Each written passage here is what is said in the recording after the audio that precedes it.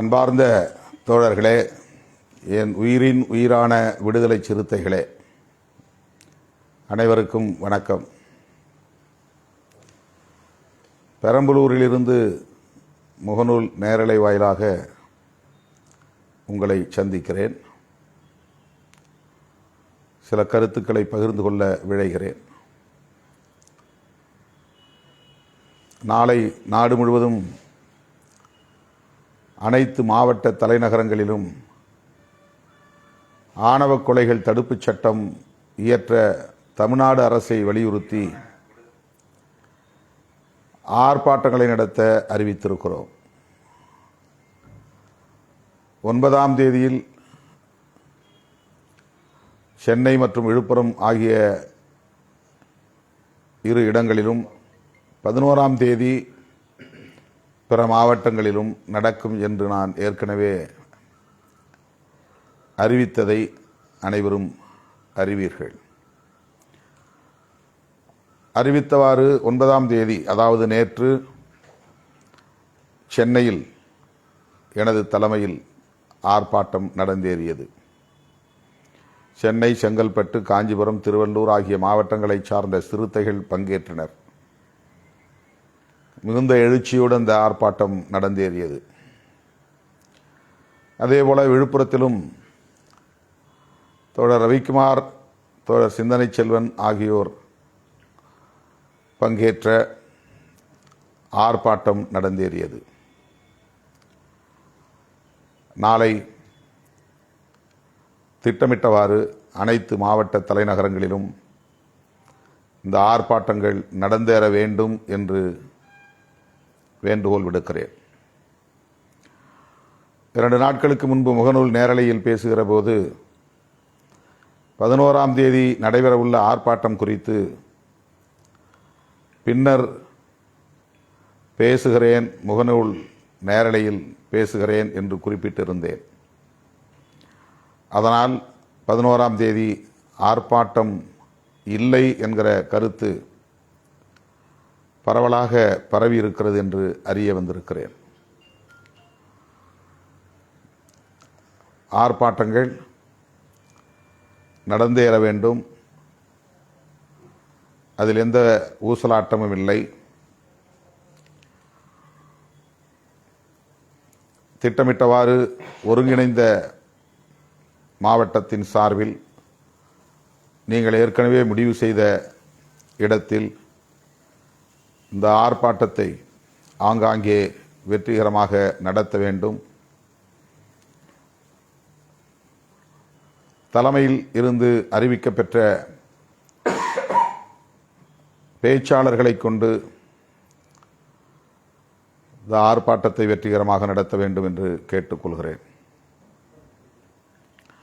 நான் பெரம்பலூரில் தங்கியிருக்கிற சூழலில்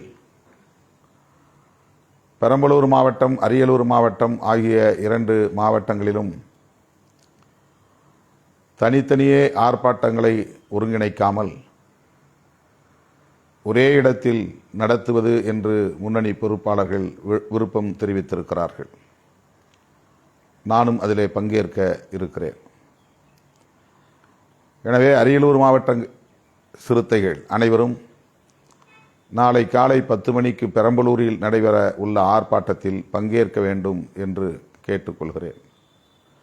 அதாவது பெரம்பலூர் மாவட்டம், அரியலூர் மாவட்டம் ஆகிய இரு மாவட்டங்களைச் சார்ந்த விடுதலை சிறுத்தைகள் அனைவரும் 11ஆம் தேதி காலை 10 மணி அளவில் பெரம்பலூர் நகரில் எனது தலைமையில் நடைபெறும் ஆர்ப்பாட்டத்தில் பங்கேற்க வேண்டும் என்று கேட்டுக்கொள்கிறேன்.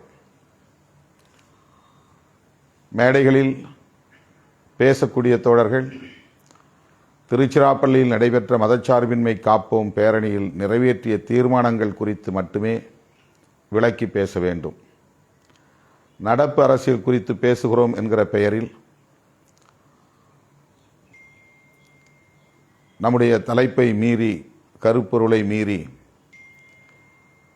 வேறு எதையும் பேசும் நிலை ஏற்பட்டுவிடக்கூடாது. குறிப்பாக நேற்றும் இன்றும்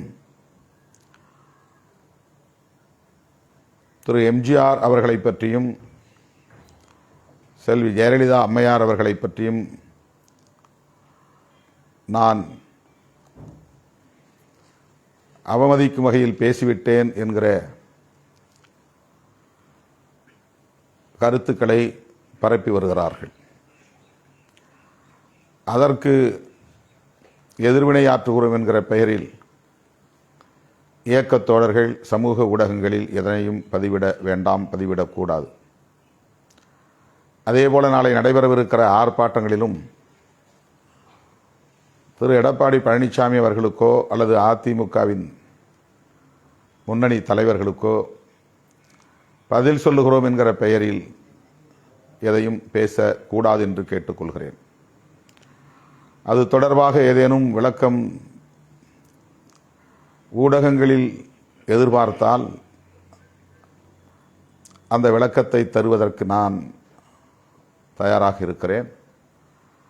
இயக்கத் தோழர்கள் யாரும் அது குறித்து எந்த விளக்கத்தையும் தர வேண்டாம் அல்லது எதிர்வினையும் ஆற்ற வேண்டாம். எந்த தலைவரையும் நாம் குறைத்து மதிப்பிட்டதில்லை, அவமதிக்கும் நோக்கமும் நமக்கு இல்லை. கலைஞருடைய நினைவேந்தல் நிகழ்வில் பேசுகிற போது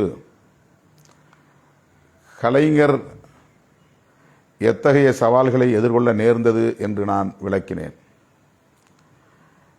என்னுடைய தனிப்பட்ட கருத்து என்கிற அடிப்படையில் தான் அதனை நான் முன்வைத்தேன். தமிழ்நாட்டு அரசியலில் கருணாநிதி எதிர்ப்பு என்பது ஒரு மையப்பொருளாகவே சுழன்று வந்து கொண்டிருக்கிறது. அண்ணா உயிரோடு இருந்த காலத்திலேயே அன்றைய காங்கிரசார் கலைஞரைத்தான் குறிவைத்தார்கள், அண்ணாவை குறிவைக்கவில்லை, பெரியாரை குறிவைக்கவில்லை. புதுச்சேரியிலும் கோட்டூர்புரத்திலும் அன்றைக்கு காங்கிரசாரால் தாக்கப்பட்டவர் கலைஞர். அப்போதிருந்தே கலைஞருக்கு எதிரான அரசியல் தொடங்கிவிட்டது என்று நான் என்னுடைய உரையில் குறிப்பிட்டேன். அண்ணா மறைவுக்கு பிறகு திமுக தலைமை பொறுப்பை அவர் ஏற்ற நிலையில் அவரை எதிர்த்து யார் யார் களமிறங்கினார்கள், எப்படி அவருக்கு எதிரான அரசியல் இங்கே கட்டமைக்கப்பட்டது என்று விளக்கி பேசுகிற போது அவரை ஏன் அப்படி எதிர்த்தார்கள், அதற்கு யார் பின்னணி என்பதையும் விளக்கினேன்.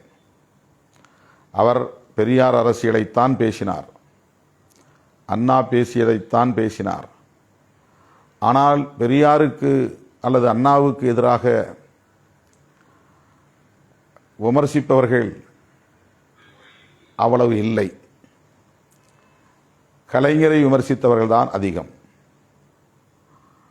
அதற்கு காரணம் அதிகார பீடத்தில் அமர்ந்து கொண்டு பெரியாரியத்தை பேசிய துணிச்சல்காரர் கலைஞர்.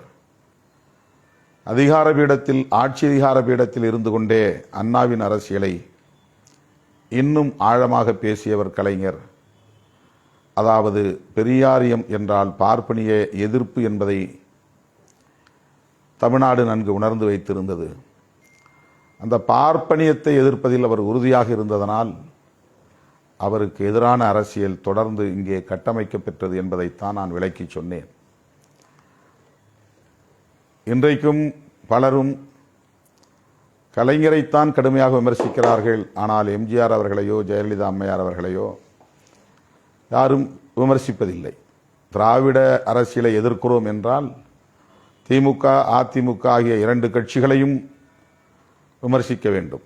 அவ்வாறு அவர்கள் பெரிதாக அதிமுகவை விமர்சிப்பதில்லை, எம்ஜிஆர், ஜெயலலிதா அம்மையார் ஆகியோரை விமர்சிப்பதில்லை. திராவிட எதிர்ப்பு என்றாலே அது கருணாநிதி எதிர்ப்பு என்கிற அடிப்படையில்தான் அது பரிணாமம் பெற்றிருக்கிறது என்று விளக்கி பேசுகிற போது நானும் தொடக்கத்தில் கலைஞரை கடுமையாக விமர்சித்திருக்கிறேன். கருணாநிதி எதிர்ப்பு என்பதுதான் என்னுடைய அரசியலாகவும் தொடக்கத்தில் இருந்தது என்று அந்த கூட்டத்தில் சுய விமர்சனம் என்கிற அடிப்படையில் திமுகவினர் முன்னிலையிலேயே பேசினேன். ஆனால் இன்றைக்கு எல்லோரும் நான் எம்ஜிஆர் அவர்களையும் ஜெயலலிதா அம்மையார் அவர்களையும் அவமதிக்கும் நோக்கில் பேசிவிட்டதை போன்ற ஒரு தோற்றத்தை ஏற்படுத்துகிறார்கள். அப்படி அவர்கள் நமக்கு எதிராக எதுவும் பேசிவிட்டு போகட்டும். என் உயிரின் உயிரான விடுதலை சிறுத்தைகள் அதற்கு எதிர்வினை ஆற்ற வேண்டாம். குறிப்பாக நாளை நடைபெறவிருக்கிற ஆர்ப்பாட்டங்களில் கூட யாரும் அது குறித்து பேச வேண்டாம் என்பதை ஒரு வேண்டுகோளாக நான் முன்வைக்கிறேன். முகநூல், இன்ஸ்டாகிராம், ட்விட்டர் போன்ற தளங்களில் திரு எடப்பாடி பழனிசாமி அவர்களுக்கு பதிலளிக்கிறோம் என்கிற பெயரில் எந்த கருத்தையும் இயக்கத்தோழர்கள் பதிவிட வேண்டாம் என்று மீண்டும் ஒரு முறை கேட்டுக்கொள்கிறேன். தமிழ்நாடு அரசு ஆணவ கொலைகள் தடுப்புச் சட்டத்தை இயற்ற வேண்டும். முறையாக சொன்னால், சரியாக சொன்னால், இந்திய ஒன்றிய அரசுதான் தேசிய அளவில் ஆணவ கொலைகள் தடுப்புச் சட்டத்தை இயற்ற வேண்டும் என்று நாம் வலியுறுத்தி வருகிறோம். ஒரு முறைக்கு இருமுறை அமித்ஷா அவர்களுக்கு நாம் கடிதம் எழுதியிருக்கிறோம், நேரிலும் தந்திருக்கிறோம். 2018ஆம் ஆண்டு உச்சநீதிமன்றம் வழங்கிய தீர்ப்பில் இந்திய ஒன்றிய அரசுக்கே நேரடியாக ஆணையிட்டிருக்கிறது. இது தொடர்பான சட்டத்தை கொண்டு வர வேண்டும் என்று கூறியிருக்கிறது. தடுப்பு நடவடிக்கைகளை மேற்கொள்ள வேண்டும், அதற்கு என்னென்ன செய்ய வேண்டும், நிவாரண நடவடிக்கைகளை மேற்கொள்ள வேண்டும், அதற்கு என்னென்ன செய்ய வேண்டும் என்பது குறித்தெல்லாம் உச்சநீதிமன்றம் வழிகாட்டியிருக்கிறது. ஆனால் எந்த மாநில அரசும் அதை பின்பற்றுவதில்லை. இந்திய ஒன்றிய அரசும் அதை நடைமுறைப்படுத்த வேண்டும் என்று வலியுறுத்தவில்லை. ஆணவ கொலைகள் தமிழ்நாட்டை விடவும் வடமாநிலங்களில் மிக அதிகமாக நடந்து வருகிறது என்பதை நாம் அறிவோம். அண்மையிலே கூட துப்பாக்கியால் ஒரு இளைஞனை ஒரு மகளுக்காக சுட்டுக் கொண்டிருக்கிறான் என்ற செய்தியை நாம் படித்தோம். அது ஆணவ கொலை. உத்தரப்பிரதேசத்திலும் மத்திய பிரதேசத்திலும் இந்த ஆணவ கொலைகள், எண்ணிறந்த ஆணவ கொலைகள் அரங்கேறிக்கொண்டே இருக்கின்றன. ஆகவே இந்திய அளவில் ஆணவ கொலைகளை தடுப்பதற்கு சட்டம் வேண்டும் என்று தேசிய மகளிர் ஆணையம் வலியுறுத்தியிருக்கிறது. இந்திய சட்ட ஆணையம் வழிகாட்டியிருக்கிறது. மேலும் உயர்நீதிமன்ற நீதியரசர் ராமசுப்பிரமணியம் ஒரு வழக்கிலே தீர்ப்பளித்திருக்கிறார். சக்தி வாகினி அமைப்பு தொடுத்த வழக்கிலே உச்சநீதிமன்றம் நான் முன்பு சொன்ன அந்த வழிகாட்டும் நெறிகளை வழங்கியிருக்கிறது. இப்படி எண்ணற்ற பல அமைப்புகள், சட்டப்பூர்வமான அமைப்புகள், அரசாங்க அமைப்புகள் ஆணவ கொலைகள் தடுப்புச் சட்டம் குறித்து அழுத்தமாக பேசியிருக்கிற நிலையில் இந்திய ஒன்றிய அரசுதான் அந்த சட்டத்தை கொண்டு வர வேண்டும் என்பதிலே யாருக்கும் மாற்று கருத்தில்லை. ஆனாலும் இது சட்டம் ஒழுங்கோடு தொடர்புடைய பிரச்சனை என்பதனால் மாநில அரசுகளுக்கும் அந்த அதிகாரம் உண்டு. எனவே இந்திய ஒன்றிய அரசு இந்த சட்டத்தை கொண்டு வரும் என்று வேடிக்கை பார்த்து கொண்டிருக்காமல் தமிழ்நாடு அரசே அந்த சட்டத்தை கொண்டு வர வேண்டும், பிற மாநிலங்களுக்கு முன்மாதிரியாக விளங்க வேண்டும். கடந்த காலங்களில் புரட்சிகரமாக சட்டங்களை இயற்றி மக்களிடையே வரவேற்பை பெற்ற இயக்கம் திராவிட முன்னேற்றக் கழகம். அண்ணா ஆட்சி பொறுப்பேற்றதும் பெரியாரின் கனவை நனவாக்கக்கூடிய வகையிலே சுயமரியாதை திருமணங்கள் செல்லும் என்று சட்டம் கொண்டு வந்தார். அதற்கு அனைத்து தரப்பு மக்களிடையேயும் எதிர்ப்பு வரும் என்று அவர் அஞ்சவில்லை, பின்வாங்கவில்லை. அனைத்து சாதியினரும் அர்ச்சகராகலாம் என்கிற சட்டத்தை கலைஞர் கொண்டு வந்தார். அதுவும் கடுமையான விமர்சனத்திற்கு உள்ளாகும், எதிர்ப்புக்கு உள்ளாகும் என்று அவர் தயங்கவில்லை, துணிச்சலாக கொண்டு வந்தார். அதைப்போல இன்றைய முதல்வர் தளபதி ஸ்டாலின் அவர்களும் ஆணவ கொலைகள் தடுப்புச் சட்டத்தை கொண்டு வந்து பிற மாநிலங்களுக்கு ஒரு வழிகாட்டியாக அவர் முன்மாதிரியான முதல்வர் என்கிற வகையிலே செயலாற்ற வேண்டும் என்றுதான் இந்த கோரிக்கையை நாம் வலியுறுத்துகிறோம்.